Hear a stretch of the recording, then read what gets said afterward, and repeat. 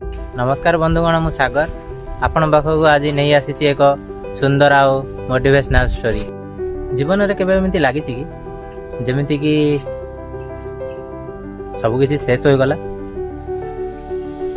आपण जेते चेष्टा कले भी सफलता मिलूनी। जदि हाँ ताले ए स्टोरी केवल आपण शुणु।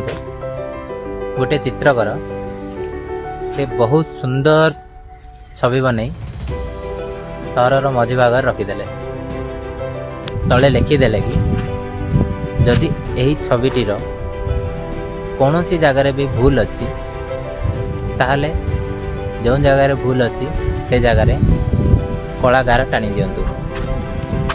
संध्या बेले जेतेले से चित्रकर से छवि पाखक गले देखिले जे छविटीर संपूर्ण जगार कला रंग भरी जाइए। यही सब देखी चित्रकर मन दुख कले। से चित्रकर जिते से थे तो तांको गुरु सेठा को आसिले कहले कि कौन है कौन पाई मन दुख कर। तो चित्रकर सबू किछि जहाँ जहाँ होता सबकि जनइले गुरु को। गुरु हसिले एवं कहले कि आसंता काली एक नुआ छवि बनाओ। परदिन चित्रकर एक नुआ छवि बनैले। एथर किंतु गुरुजी तले लिखिदेले जे यही छवि जदि किसी भी भूल अच्छी ताहले ताकू रंग देकी सुधारी दियो। संध्या बेले जेते बेले गुरु शिष्य सेठा को गले देखिले जे छविटी गोटे भी कला दाग नहीं।